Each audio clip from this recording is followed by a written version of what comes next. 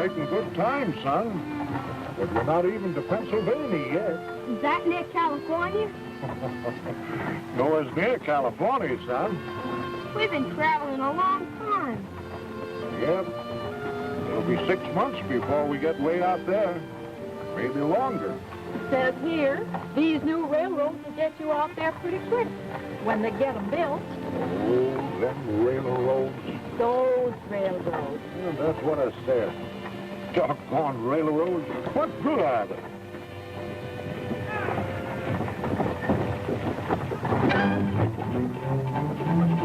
Here comes another stagecoach, Pa.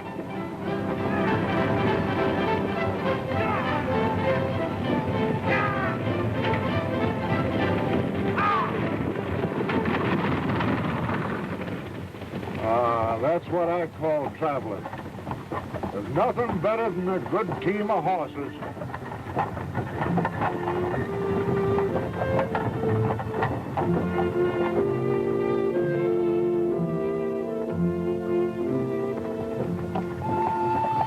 Easy, boys, easy.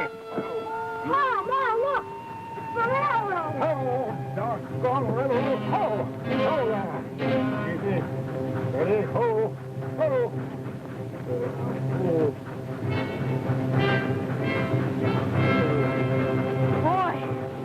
Boy. Oh, there. Steady, boys. Easy. Oh. I'd like to ride in the railroad. What for? You gotta go just where those two little rails go. Suppose you want to go somewhere else. I wouldn't care, as long as it was a railroad. It says here they're building a new railroad in Pennsylvania, and the first part is going to open in September. 61 miles long. Where to, Mom? It says here, son, that it is going to connect at Harrisburg, the capital, with a state-owned line from Philadelphia. And then people can ride a railroad train all the way to Lewistown. So the expanding age of transportation began. America built railroads, and the railroads helped to build America. Soon, the 61 miles of track from Harrisburg to Lewistown extended west to Pittsburgh and east to the great seaport of Philadelphia. Commerce, agriculture, industry, people, all these followed the course of the railroad. And the towns along the route began to enjoy a new prosperity. Clear out west, by way of Pittsburgh. Never would have believed it. I'm sure it's moving fast. Why, I remember when the railroad got its start back in 1846. Took it quite a while to get to Lewistown. Yep, then to Pittsburgh. And now with connections all the way out west. Yes, sir. We sure are moving fast these days. Just a fact, gentlemen. Just a fact. Nothing will ever take the place of the horse. But America was on the march, and her railroads meant her progress. They set the pattern for a great and vigorous nation. By 1871, the little line that so proudly expanded west to Pittsburgh had already become a great and growing network, the connecting railroad link between the east and west coasts of a vast continent. Along with this progress, commerce increased throughout the nation. The folks out west now had access to the products of the east. Mrs. Pioneer was no longer isolated from the cities. She could dress in the same height of fashion as her sisters in the east. Oh, Ella, look. Aren't these lovely dresses? Yes, ma'am. That's the new issue of Godey's Ladies' Book. Just got in by railroad from Philadelphia. I received some new materials, too. Let me show you. I just can't wait to make one of these dresses. In step with the march of progress, railroad operating methods improved. The old highball signal gave way in time to the semaphore and to automatic position light signals. The old iron rail was replaced by the modern steel rail with a deep, safe roadbed. Wooden cars gave way to all steel construction. And to the original crudely operated brake was added a new invention, the air brake, which has contributed so much to make your railroad the safest form of transportation. By 1880, many thousand miles of track had been laid. The progress of America and the progress of its railroads became one and the same thing. Electricity was harnessed to the railroad. Tunnels were dug under the Hudson River so trains could go directly to the heart of New York City. And Pennsylvania Station became a reality, serving in the last 10 years alone more than 757 million passengers. The all-rail link with New England and the South and West was established. Industrial America sprang up along the railroads. Factories and jobs, steel plants and more jobs, and foundries. Our agriculture, our mines, our great mills, and oil wells, the whole national economy tied together by sinews of steel. The original 61 miles of track from Harrisburg to Lewistown became a system whose network of tracks totals more than 26,000 miles. From one passenger train each day to more than 2,500 trains every day. From one freight train twice a week to more than 5,000 freight trains every 24 hours. And transporting freight is the biggest job of all. From farm and factory and mine, carrying food and finished products and coal by the trainload. Coal to furnish power for industry, heat and light for our buildings and homes. From one corner of America to the other, freight trains roll along, tying the nation together, keeping its business on the move. With railroads working as a team, making America a vast network of rails, a giant system for better and faster service.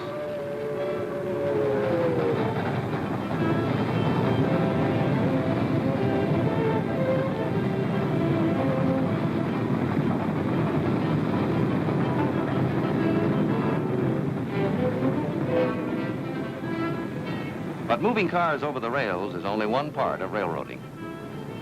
Let's look behind the scenes of a great freight yard and see how cars are assembled into trains for fast through runs to their destinations.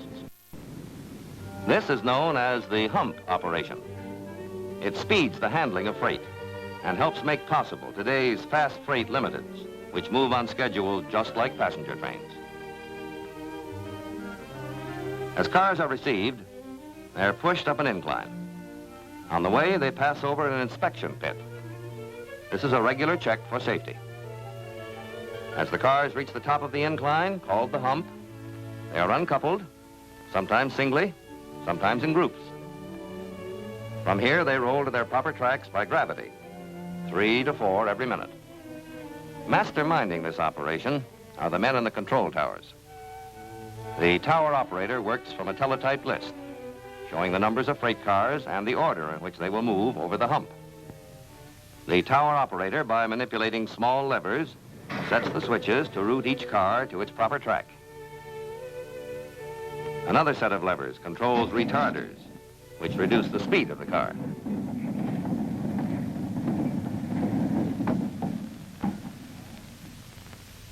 In this great freight yard, more than 40 tracks are available for quickly assembling all types of cars into freight trains which operate on fast, regular schedule for many destinations, serving industry, serving business, serving you.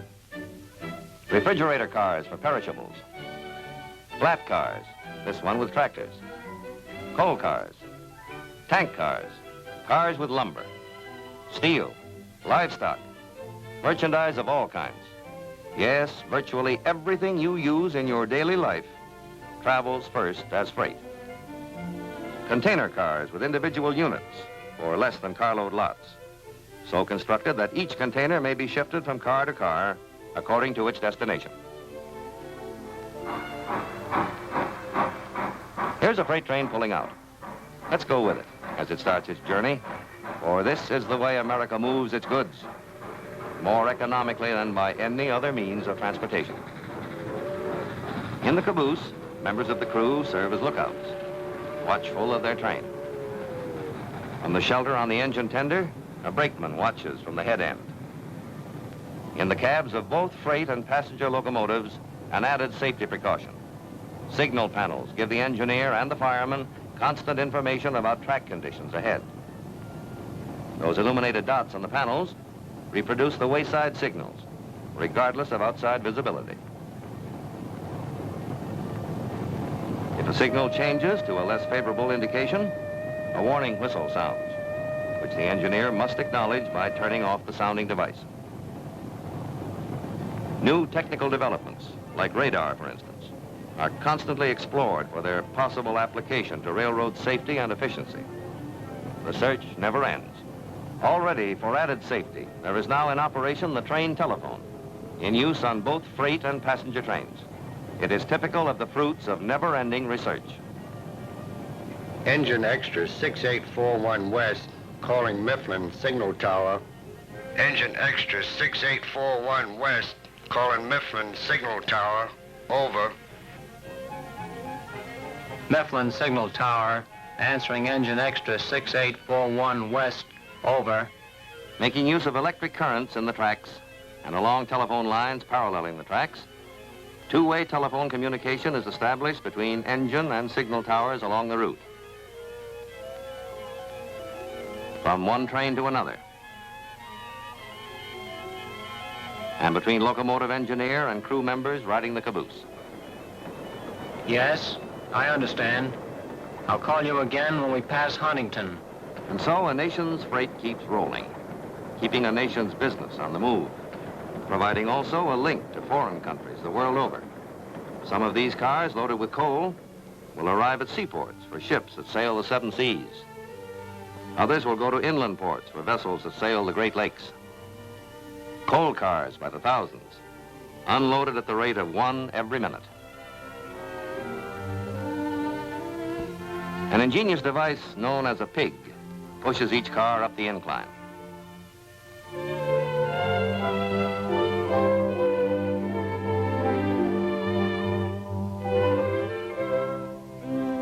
The car is then raised to the dumper and quickly unloaded.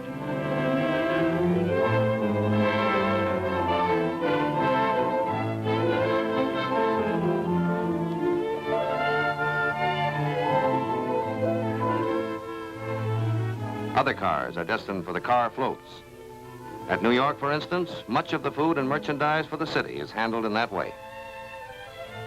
Cars loaded with wheat and other grains will find their way to the grain elevator for storage until the ship is ready to carry on the journey.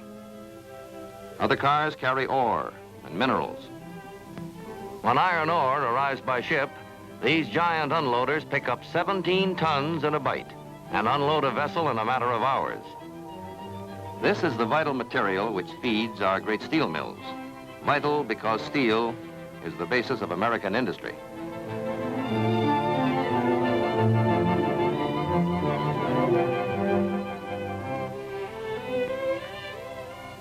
Still one other phase of this vast business of moving goods from one place to another is door-to-door delivery, which provides the last link in the chain of nationwide transportation service.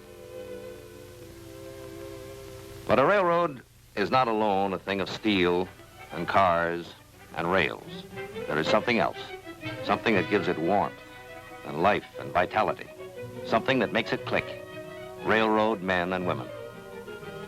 Yes, railroading is people constantly trained for their jobs to give friendly, efficient railroad service. Take Jim, for instance, an engineer on a cracked blue ribbon train. Jim's father was a railroad man, and Jim's boy wants to be a railroad man too. After his day with his family, Jim has a job to do. Let's go with him and see some of the 1,001 things that make a great railroad. Here is his locomotive, one of the biggest of a fleet of nearly 5,000 engines. It is brought out of the roundhouse, ready for its run. Its tender is filled with water and coal. And now it will be coupled to the train.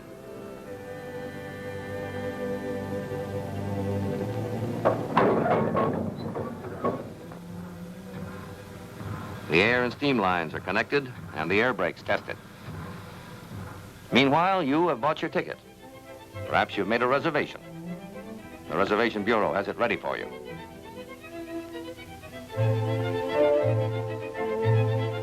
You may prefer the savings and economy of the air-conditioned reclining seat coach. Or perhaps you prefer the air-conditioned parlor car. Or a roomette, a bedroom, or master bedroom for an overnight journey.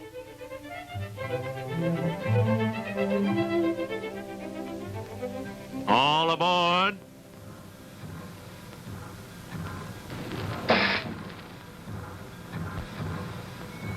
Jim slowly opens the throttle, and you are on your way.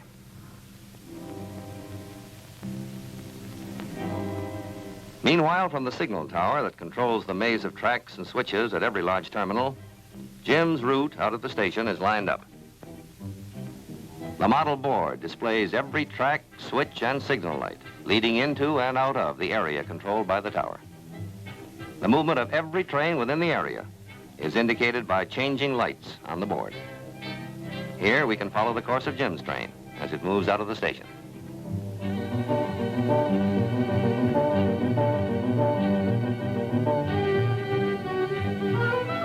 Signal towers along the route control the movement of every train. Meanwhile, meals are served in the dining car by men and women who, like all railroad employees, are constantly schooled in courtesy and efficiency. And passengers relax in comfort as the teamwork of a great organization makes their journey safe and sure through scenes of natural beauty.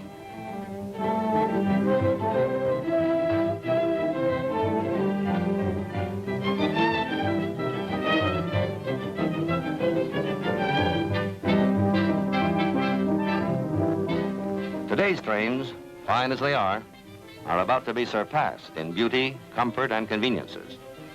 New cars and new trains, more individual rooms for the privacy of yourself and your family. Beautiful coaches, finer lounge cars, all these are now being built to make tomorrow's railroad travel not only the safest, but the most luxurious the world has ever known.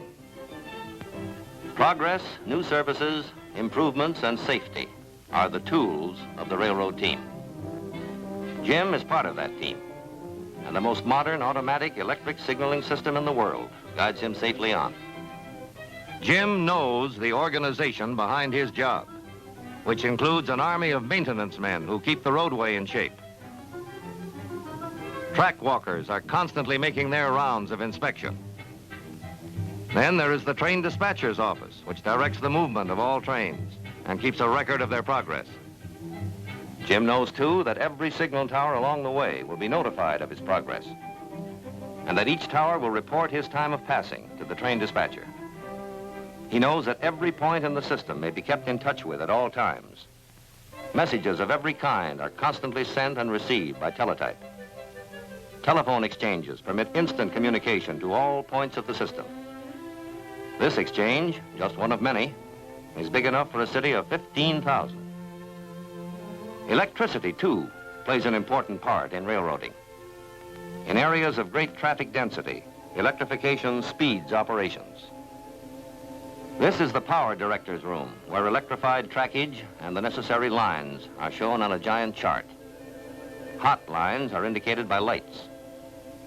In another room, the load dispatcher makes sure that the supply lines from the powerhouses to the railroad are functioning properly. A battery of instruments records the load on every line. This tremendous power is at the fingertips of the engineer of the electric locomotive. Still another important part of railroading is the building and maintenance of equipment. You do things big when you build for the railroads. Giant castings made in one piece become the frames for modern locomotives. Driving wheels in an endless procession, accurately balanced, tested and double-checked. Skilled craftsmen hammer and rivet to create these towering boilers. Other men build and repair all types of freight and passenger cars. New construction and maintenance on a broad basis. Welding flues for boilers, melting iron for castings, preparing molds, checking, grinding, heating, quenching. These are just a few of the many big jobs which go on behind the scenes, with automatic lathes and precision machines helping to keep up the pace. A small forging is needed. a bigger piece for a bracket on a freight car, a mighty chunk, the driving rod for a locomotive. And all this activity follows a well-thought-out pattern to keep countless projects going and progressing all the time in order to turn out the stuff that keeps the railroads rolling. When finally a newly designed locomotive has received its last coat of paint, it is ready for a run in the locomotive test plant, the only one of its kind in America, where every engine becomes a colossal guinea pig, and where it is put through tests which simulate every condition encountered on the road. Ready for a test run under its own power, slowly at first while the experts watch every move.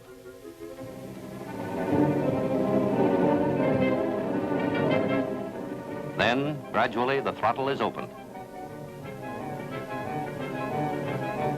Instruments chart and record vital data for the mechanical engineers so that the engine's performance will be perfect before it goes into service on the road.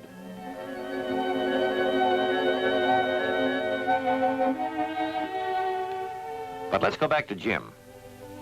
He has completed his run, which has taken him away from home overnight. He will rest now before his return journey in a railroad man's dormitory, built and operated by the railroad. Here he may wash up, meet with his fellow railroad men, play a game of cards, and get a comfortable rest. Meanwhile, the engines are thoroughly inspected, washed and cleaned, and made ready for their next runs. Many different types of locomotives come in for their regular checkup. These are electric engines, powered by 11,000 volts through overhead wires. Here is one of the new diesels.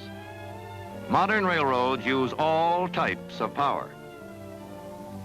This giant is one of a great fleet of newly developed multiple-cylinder steam locomotives, which are now ready to haul tomorrow's brand new trains. Here is the power for the new era of rail transportation, power which already has been joined by a newly developed steam turbine locomotive, which operates without driving rods or cylinders. Truly, transportation has come a long way since the days of the covered wagon and the stagecoach, and the little old choo-choo of 100 years ago. Progress like this is the result of ever searching for new things, ever searching to improve in order to perform more efficiently. For research is a vital part of railroading to make tomorrow's transportation better than today's. Here, rail is tested under a pressure of 1,000,000 pounds per square inch, finding out about springs for a smoother ride, studying and testing metals, materials, and parts for better quality, for greater safety, for smoother, faster performance, testing the qualities of coal. To perform properly in a locomotive, coal should swell up. The rubber glove test, where gloves are immersed in water and subjected to 50,000 volts. The tiniest flaw can be fatal to a lineman handling high-tension wires. See that spark leaking through? Rejected. Checking metals for defects. Electric currents and iron filings locate a flaw invisible to the naked eye. The headlight reflector test. Photoelectric cells measure its intensity on a white target to make sure that on a night run, the locomotive engineer will have a clear view of the track ahead. Yes, we do have a clear view of the track ahead, the track that leads us to the years ahead. For America has developed this transportation system that ties together our industry, our trade, our agriculture, our nation. Far beyond its own territory, its cars and trains travel over many connecting lines for uninterrupted journeys between the east and the north and south and west, between Washington, New York, New England, and Montreal. The north and the south, by many connecting lines, straight through without change. The east and the southwest, through the St. Louis Gateway, to the great cities of Texas, and over the border to Mexico City. The east and the far west, through the Chicago Gateway, a choice of routes connecting the Atlantic and Pacific without change of cars. Here is a transportation system permitting through passenger service without change. A service which had its beginning in 1852 and which has been steadily expanding ever since to serve us now and in the future. For this is the age of tremendous transportation needs, and mass transportation is therefore the keystone on which the progress of America depends. In the vanguard of that progress are the railroads, moving America's goods, its people, economically, swiftly, and above all, safely, ever at the nation's service.